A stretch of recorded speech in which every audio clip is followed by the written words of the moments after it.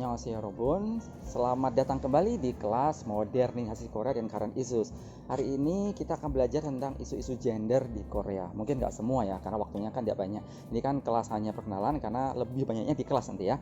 Oke, kalau kita bicara gender issues di Korea, apakah Anda tahu bahwa Korea itu kalau dalam ranking dunia, terutama dalam kelompok OECD countries ya, ternyata Korea itu banyak di ranking bawah dalam hal kesetaraan gender.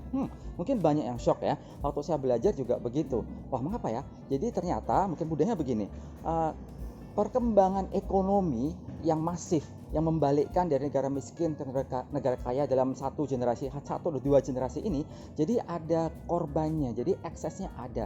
Dalam hal ini sosial budaya itu gak dibarengi. Nah, jadi misalnya itu dari tahun 2018 World Economic Forum Gender Gap itu Korea ada di ranking 115 dari 146 negara ya Rupun. Dari 149 negara, maaf. Nah, itu kan menunjukkan bahwa kesempatan dan opportunity yang diberikan wanita untuk bergabung dalam kegiatan ekonomi itu masih rendah di Korea. Mungkin Anda nggak menyangka ya, padahal saya nonton drama banyak orang jadi CEO atau apa. Nah, ini juga. Jadi Glass Ceiling Index itu adalah gaji, kesenjangan gaji antara laki-laki dan perempuan itu juga tinggi sekali di Korea, termasuk yang paling tinggi di negara OECD, 35%.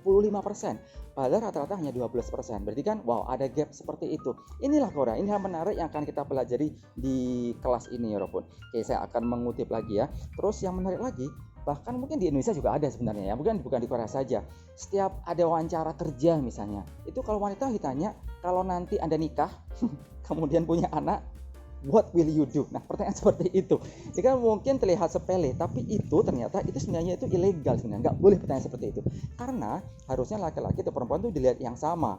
Nah, di Korea pun sekarang ada gerakan biar itu sama, selain ada maternity leave, itu cuti hamil buat perempuan, ada juga cuti quote unquote hamil, berarti paternity untuk bapaknya, itu cuti juga. Nah, di Korea sampai ada sekarang itu. Berarti kan udah berubah kan? Jadi walaupun perubahan itu ada, nah kalau laki-laki mau ambil cuti itu, teman-teman sebayanya itu masih memandang apa ya, kamu kan cowok ngapain cuti. Nah, di Indonesia mungkin belum ada ya, atau saya nggak tahu ya, tapi di Korea sudah mulai ada seperti itu. Itu pun karena masyarakatnya sangat paternalistik ya, jadi itu dianggap aneh. Nah, itu yang menarik di Korea. Nah, itu yang hal menarik kan ya Robun. Kemudian ada juga selain Glass Ceiling Index tadi, di Korea itu workforce-nya irregular work. Jadi mereka lebih memilih bagaimana kerja yang irregular work daripada kerja di kantoran atau apa. Nah, karena apa? Beban yang harus mereka tanggung di keluarga. Kalau mereka udah punya anak, akhirnya kan nggak bisa meneruskan kerja. Itu terjadi walaupun sudah sekolah lebih tinggi. Nah, itu masih terjadi di Korea. Anda udah tahu kan, di Korea itu kan berarti kan rata-rata yang S2 juga banyak. Ternyata tadi itu irregular work tetap menjadi pilihan para wanita atau perempuan. Nah, inilah makanya di Korea itu ada Ministry of Gender Equality, and Family. Nah, yang menarik ini, kalau di Indonesia kan pemberdayaan perempuan, kemudian wanita atau perempuan ya. Nah, di Korea itu gender equality. Bagaimana? Karena masih adanya isu-isu ketidakseimbangan gender tadi, ketidaksetaraan gender tadi, makanya sampai ada kementerian ini. Nah, ini yang menarik.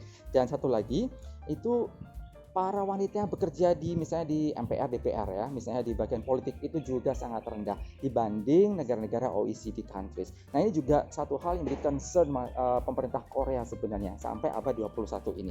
Apakah kira-kira akan berhasil? Well, mungkin time will tell atau bagaimana, tapi kita akan melihat terus. Jadi, Korea ingin membuat set goal.